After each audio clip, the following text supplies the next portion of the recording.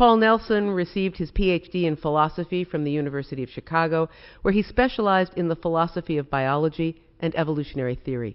He is currently a fellow of the Center for Science and Culture at the Discovery Institute in Seattle, and he is also a visiting faculty member at Biola University, a Christian school in Southern California. Neil Shanks earned his PhD at the University of Alberta, Canada. He currently teaches in the departments of philosophy, biology, and physics at East Tennessee State University. He is the author of God, Darwin, and the Devil, a critique of intelligent design. Now, how do each of you believe that life first started on Earth, and does that belief fit in with your overall theory? For example, well, I guess I would add to this, what were you taught as children about the origins of humans? Did you learn what you believe from parents, from your teachers, or from your church? Let's start with you, Neil.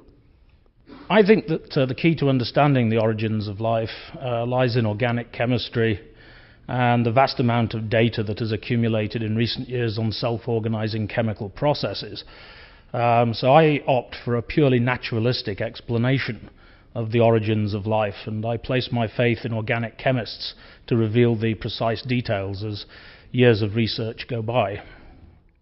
And I assume that is something that you basically learned from your teachers more than your parents and your church. Well, my father was not an organic chemist, he was a Scotsman. And I actually didn't get too much of an understanding of the origins of life, certainly when I was going through the British equivalent of high school. What I've learned from organic chemists that I've corresponded with. So if the origin of life has to do with organic chemistry, as you said, what about the origin of human life? Well, humans did not evolve from chimpanzees. That's a common misconception. Humans and chimpanzees have a common ancestor in the distant past, and the fossil record, as it gradually gets increasingly more complete, is filling in the gaps in our understanding of the lineages that lead to modern humans and modern chimps. So let me turn to Paul now and ask you to talk about your own belief about the origin of life, of human life, and where you got that from. Well, when I look at the cell with its incredible complexity, its molecular machines, its information and storage processing systems, I see a kind of entity that is really a hyper-sophisticated nanotechnology. And I think chemistry, while real, is just not the right kind of cause to bring about something like that. And I think, in fact, that's testable, and intelligent design is looking into that. In terms of the origins of humans, I think there are things characteristic of us, things that make us what we are, especially human, for which there is no adequate natural explanation. Our moral sense, for instance, I think is really unlike anything that we see in nature. So I would have to... How would we know? I mean, we can't get inside the heads of dolphins or whales or whatever. No, that's true, but we do things like adopt children from China. There's a whole generation of Chinese girls growing up in Manhattan and Los Angeles and cities around the country, raised by families that waited too long to have kids of their own, but they want to have children. Now, evolutionary theory tells you that those parents should be investing effort only in creatures with whom they share recent genetic ancestry. These Chinese girls, however, they don't have any recent genetic ancestry. So there, in human altruism, is a real puzzle for evolution. Oh, I don't agree. There's a vast literature on the evolution of cooperation and altruism, including the interesting phenomenon of alloparenting, which you mentioned. That is, adults raising offspring that are not their own offspring. Altruism is not a unique human phenomenon.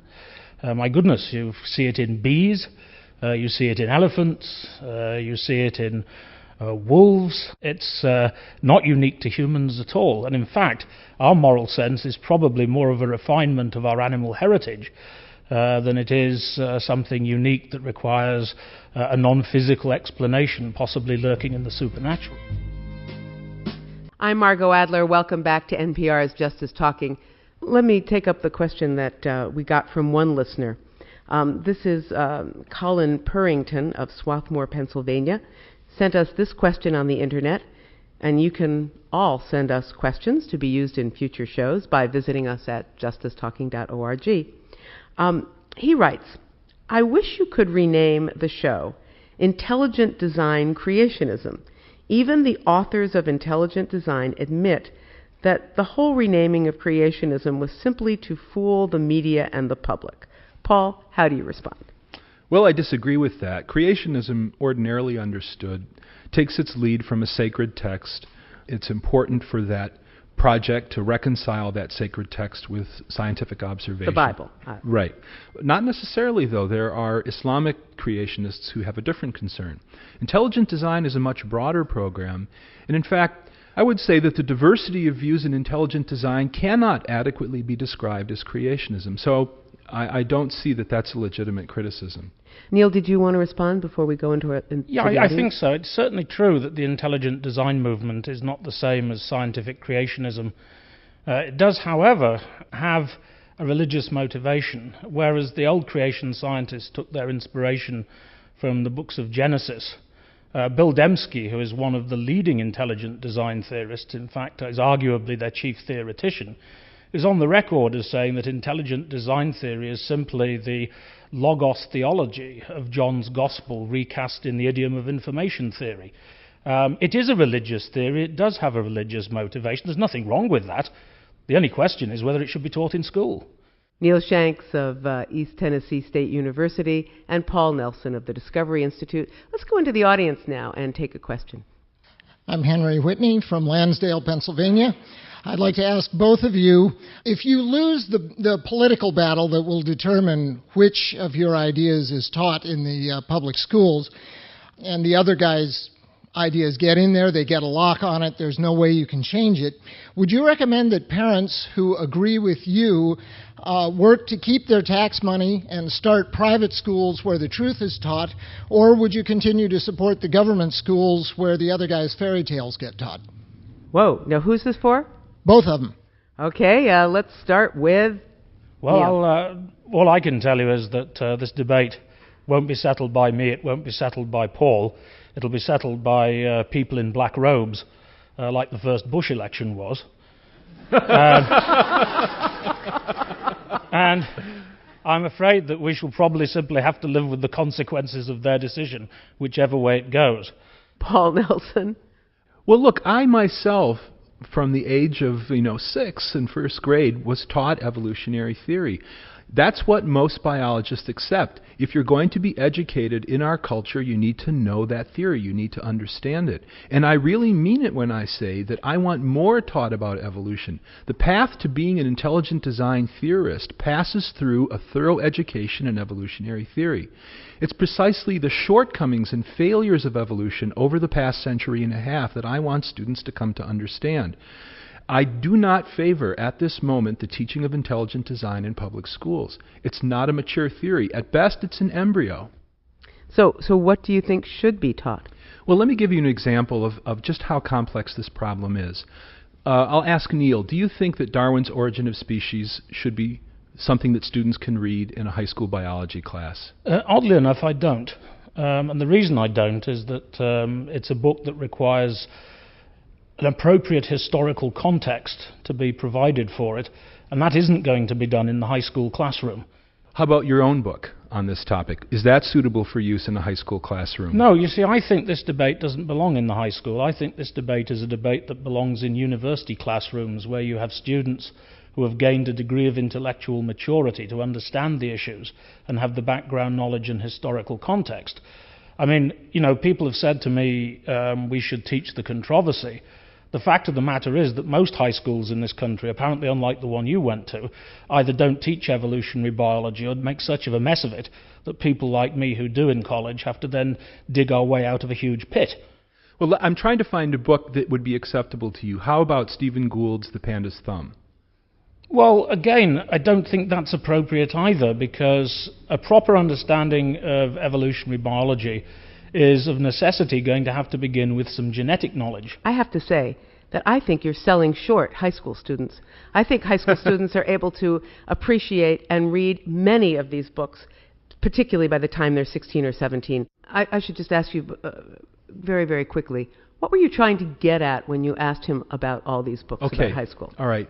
In The Panda's Thumb, in fact, in the chapter that gives that book its name, Stephen Gould argues as follows. Gould says, if you look at the thumb of the panda, which isn't really a thumb at all, it's a wrist bone, and the panda uses it to strip bamboo, is that the kind of structure that a really wise creator would have made? And Gould says, no, it's kind of jury-rigged, it's a kind of a kludge. Ergo, the thumb and the panda evolved. Now, it's a wonderful, compelling argument, but one of its premises is theological. Much of the origin of species, in fact, I would argue, really the main thread of the argument through the origin is itself theological. For a student to evaluate those kinds of arguments, they're going to have to raise questions about theology. That's why I put the question to Niall, because it seems to me we can't ask a student to accept Gould's authority for knowing what a sensible God would do. We need to debate that question. So I would turn that over to Niall. Well, never mind pandas' thumbs, just look at the structure of the lower back in humans. This will get us much closer, especially to older members of the audience, who will appreciate what backache's like in the lower back. No designer, rational or otherwise, supernatural or otherwise, would have designed a back with that structure. I mean, it causes all sorts of trouble. Not in addition to lower back pain, we have the problem of hemorrhoids. And I can only say at that point, thank God we've intelligently designed Preparation H. At this point, I'd like to play you a clip from a very famous movie about the battle over evolution. Can't you understand that if you take a law like evolution and you make it a crime to teach it in the public schools, tomorrow you can make it a crime to teach it in the private schools, and tomorrow you may make it a crime to read about it, and soon you may ban books and newspapers. That, of course, was Spencer Tracy as Clarence Darrow in the film Inherit the Wind, which was based on the play by Robert E. Lee and Jerome Lawrence. You might think, as I did, that it presents a fairly accurate picture of the famous Scopes monkey trial, which took the issue of teaching evolution to the Tennessee courts in 1925. But you'd be wrong, just like I was. Historian Ed Larson is the author of several books about evolution, including his Pulitzer Prize-winning examination of the Scopes trial called Summer for the Gods, the Scopes trial and America's continuing debate over science and religion. He unearthed the real history of the Scopes trial and wrote about how it differed from the movie and play Inherit the Wind. The play, it turns out, was more about McCarthyism and less an accurate picture of the historic evolution trial. It turns out that William Jennings Bryan, who provided a model for the Bible-thumping villain in Inherit the Wind, was actually a progressive Democrat whose opposition to evolution was based on a belief that robber barons like Andrew Carnegie and John D. Rockefeller were misusing the concept of survival of the fittest to excuse their mistreatment of workers. It was social Darwinism, not Darwinism per se, as taught in the schools, that Bryan was crusading against. Here's more from Ed Larson about how the Scopes trial really started as a publicity effort in the town of Dayton, Tennessee. In Dayton, Tennessee, they had the bright idea that this would be an enormous publicity event if they, not as supporters of the law, if they could stage a test case. And so they asked John Scopes, who was not a biology teacher, who had never violated the law, who didn't really know anything about evolution. He was a football coach. He did teach math, and he taught one general science class, but he didn't teach the biology class. He agreed to stand as their token defendant. He was never put in jail. There was no chance of jail time because the penalty was a $100 to $500 fine. It was a monetary fine. It was a misdemeanor. It was a totally friendly prosecution. He was assured of his job the next year, and the ACLU was going to mount. They offered to pay the prosecution cost as well as to bring defense attorneys in, and they were going to bring in Charles Evan Hughes, who was who had been on the United States Supreme Court.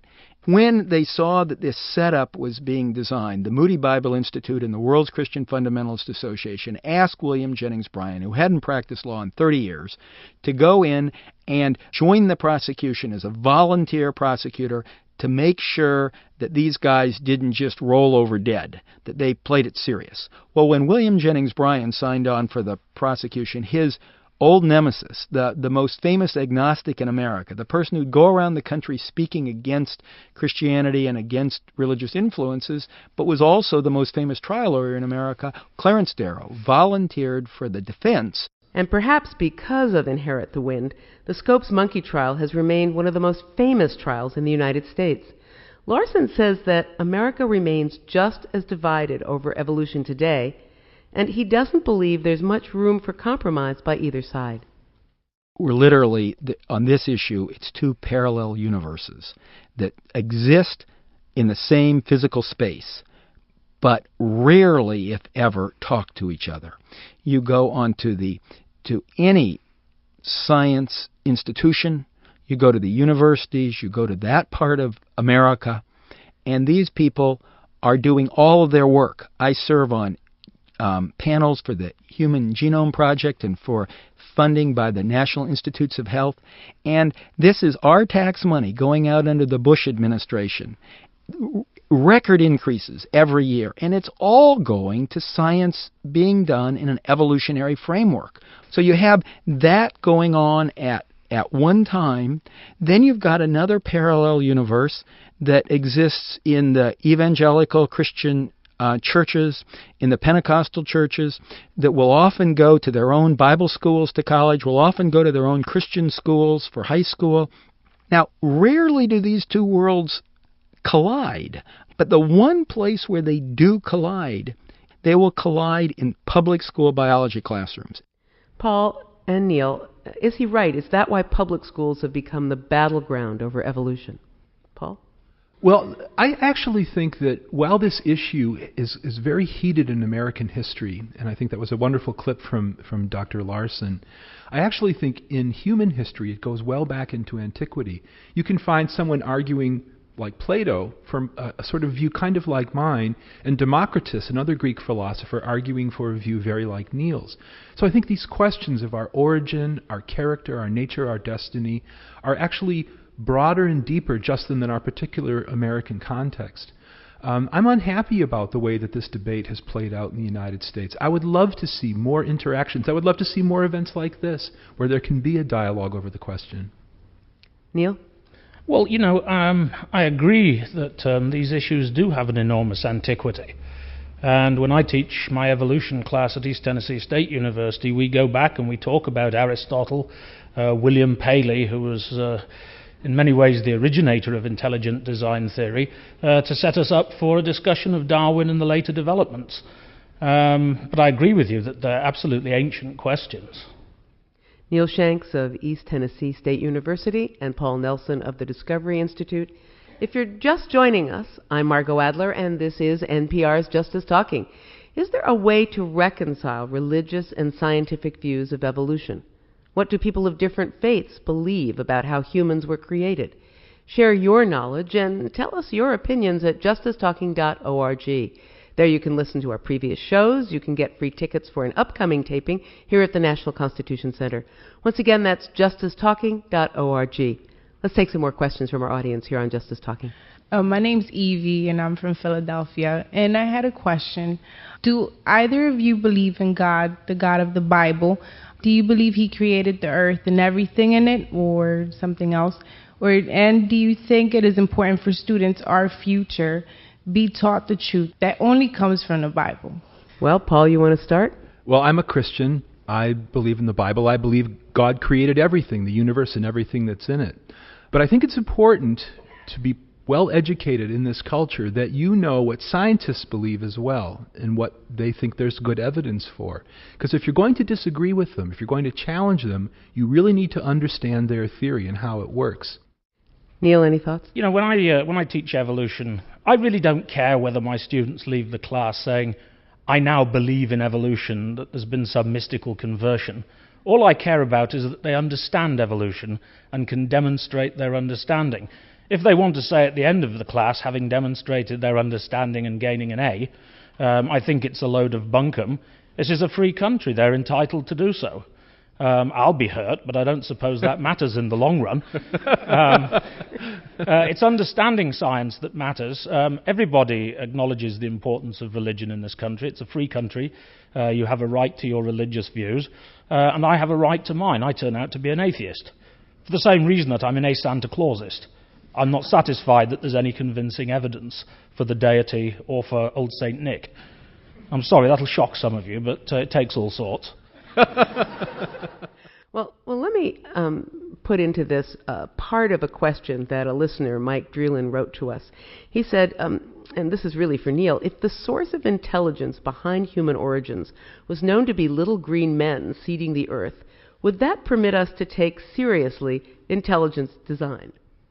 It would push the problem back one step, because then you'd have to ask who intelligently designed the little green men. It really doesn't help to postulate little green men, especially given the fact that there's probably better... I will say this, there's better evidence for little green men. They're reported by farmers all over Tennessee than there is for some supernatural creator. Though it is odd that they seem to appear primarily to rural residents. Let's take another question from our audience here on Justice Talking. We're debating evolution and intelligent design. Yes, my name's Gary Jackaway. I work for a microbial identification company in Newark, Delaware. The purpose of science theory is to explain and to predict. What I would like to know is, what does intelligent design predict, and specifically, where would it be different than evolutionary theory? Paul, I think that's for you. Well, let me consider this notion of minimal complexity. If it's really the case that a cell needs a certain amount of molecular hardware just to exist at all, and that amount of molecular hardware is considerable, then I would take that to be a strong prediction of intelligent design. After all, to have a functioning automobile or a functioning watch, one needs to bring together a great deal of individual components all at the same time. And I would say that if we could predict the amount of complexity required for a cell to exist at all, and then test that by taking those components away one at a time, that's a testable prediction that I think would flow from intelligent design, and not necessarily from a view that Niall might hold. Do you agree, Niall? Well, the old watch rears its ugly head again. Again, antecedently known to be made by a watchmaker. Zhabotinsky you should reaction. Explain that for people who don't know what the old watchmaker is. Paley says, this was in the famous book Natural Theology, which is, of course, what intelligent design is about. And in that book, Paley says, imagine you come across a watch. You would assume, naturally, that this watch exhibited complexity with the finely crafted moving parts, that it couldn't have assembled by chance.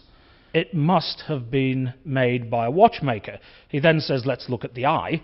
The eye also appears to have many finely crafted moving parts. So the eye, too, must have had a maker. But for William Paley, that maker was not mom and dad, using methods too well known to be described here.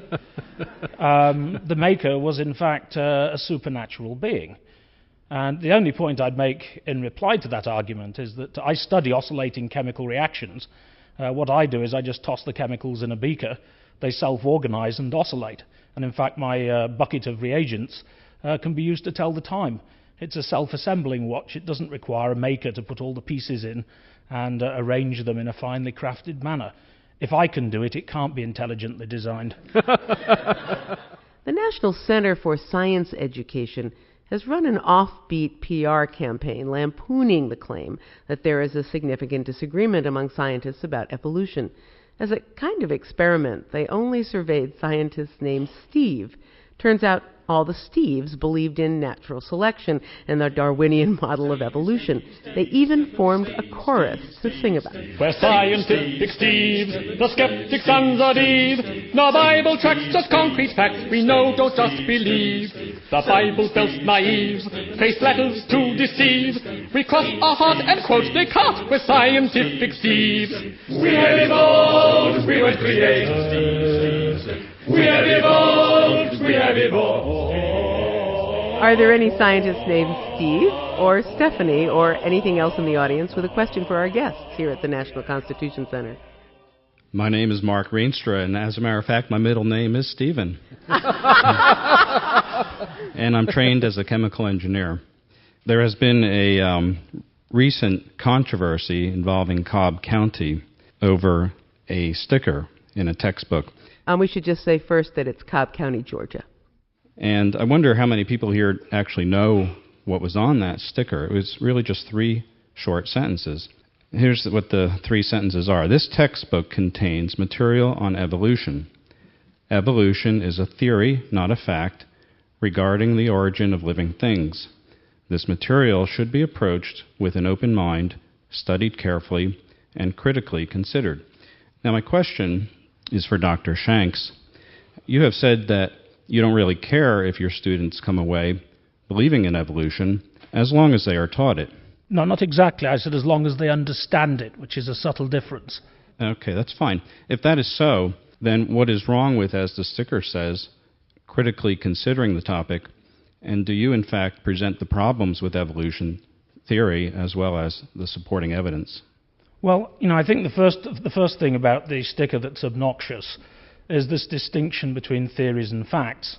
Scientific theories are bodies of claims that are supported by abundant factual evidence, as opposed to the word theory in everyday language, where theory means idle speculation, as in the theory is that the mutilations were caused by space aliens. But that's not what a scientist means by theory. Nobody in downtown Hiroshima in August 1945 would have said of E equals mc squared, gee, it's just a theory. In fact, it's a scientific theory supported by abundant factual evidence. So I think that the part of the sticker that's wrong is the misconception of the relation between theories and facts. When you think about the sticker, first of all, if we took away that theory and fact part of the statement, would you agree with the rest? Every scientific theory should be approached with an open and critical mind. That's part of what it is to be a scientist. The question I have for Paul is, what message does that sticker send students when you single out one part of the curriculum and tell them to be skeptical of it, when shouldn't students bring some skepticism to everything they study? Of course they should. And I actually think stickers are not a good idea. Think about it this way. You buy a used car and it turns out to be a lemon. So you go to the Department of Motor Vehicles and you say, I want to complain. I bought this used car. It doesn't run very well. And they say, oh, don't worry, we have a sticker for that. And they give you the sticker and they say, put it on your dashboard. You can read this every day. And the sticker says, you bought a lemon. Sorry about that. The place to solve the problem of bad textbooks is not to attach a sticker to a bad textbook. It's to get a better textbook. So I would encourage school boards, if they're trying to solve this problem, don't slap a sticker on a book you don't like.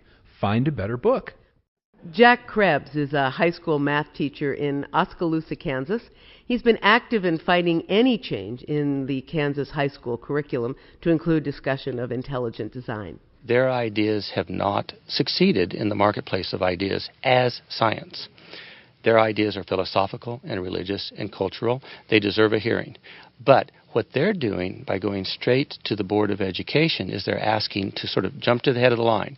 Put us in as science, even though we haven't earned it, really. Paul, if you were to sit down with Jack Krebs, what would you tell him? Well, actually, I agree with Jack. The Discovery Institute does not, as a matter of policy, support the teaching of intelligent design in the public schools. What I would say to Jack is, if we're going to discuss evolution, let's discuss it in a way that students can raise questions about the theory, questions that occur to them naturally, and give them the freedom that scientists themselves enjoy to challenge a theory if they think it's not adequate. I would add to that, let's do it at university, where the students have had the proper training and background in science, philosophy, theology, so that they're ready to engage in that great debate that Paul wants us to have. So all you're really asking for, Paul, is that we have good science teaching. Good science teaching, which to my mind includes the freedom to raise questions. You know, in many school districts around the country, students are not encouraged to raise questions about evolution because of the heated political nature of the debate. And one thing that I would like to see is more teaching about evolution, about its open problems, its unsolved questions. And I think, given that, I think much of this controversy would abate. I want to go back into the audience, but I just have to ask you at this moment, do creationists give you a hard time?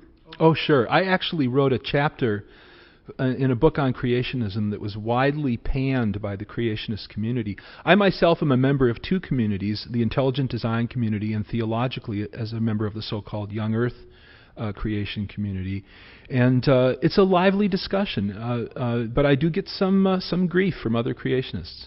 6,000 years, 10,000 years? I don't attach a date to but it. But it's that Genesis actually tells you that there's a fairly young Earth instead of an old Earth.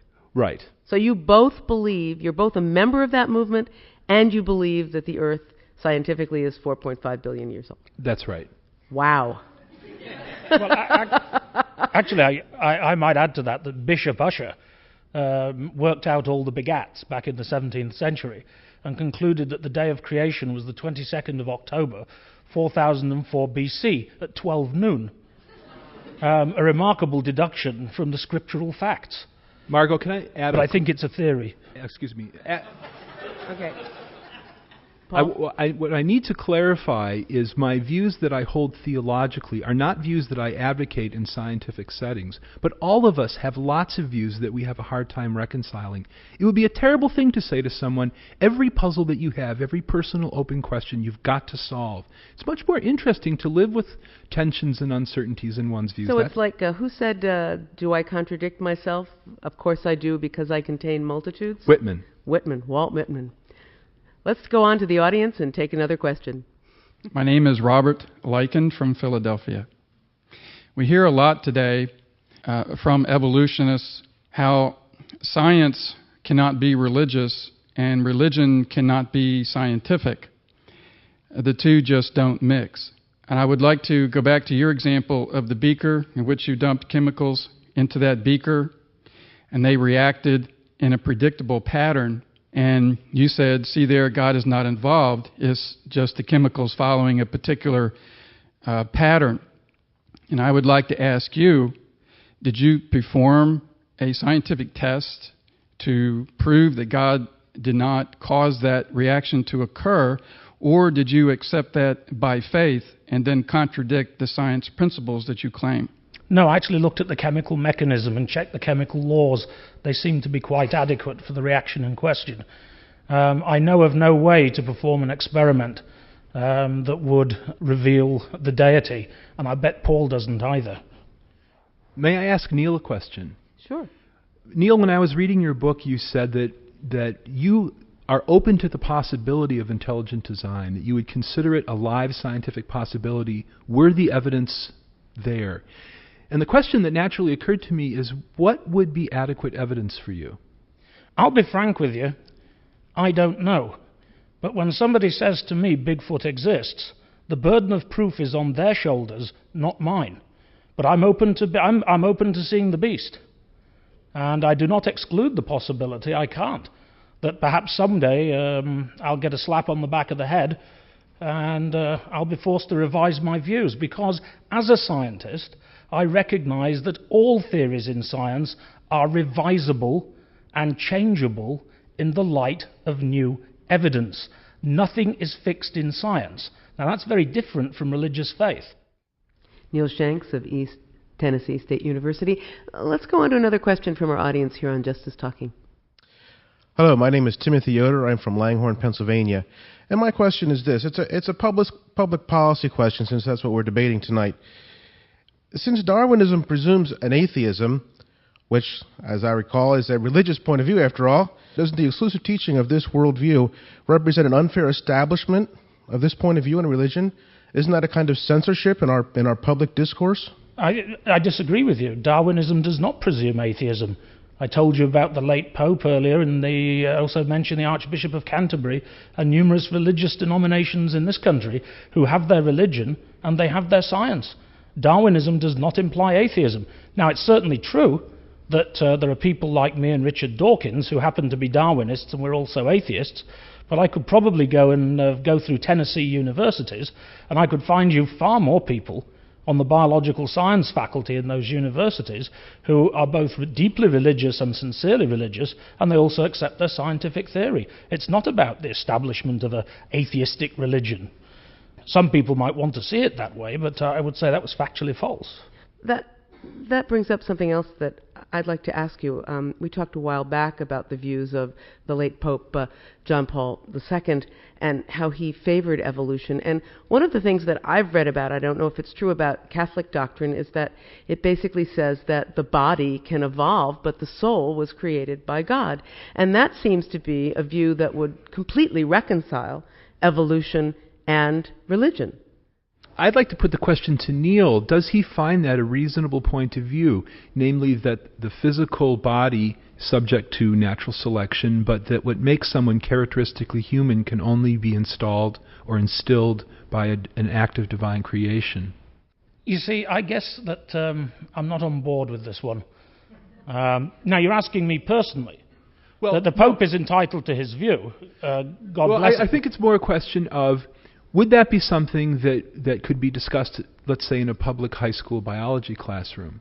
Not unless you've done a lot of neurophysiology, because many of the things that apparently require a soul in ancient cultures have a natural neurophysiological explanation. Now, once again, reasonable people can differ on these questions. So you actually think the Pope's view is false, but you wouldn't forbid a student to discuss it in a classroom? I personally think the Pope's view is false. I also think that people who maintain that God works through evolutionary mechanisms are probably wrong. But I would certainly not discourage them from having those views. After all, it's a free country. You have a right to choose and a right to speak. Isn't that what the First Amendment's about? Our time has run out. I'm sad. This was a great show.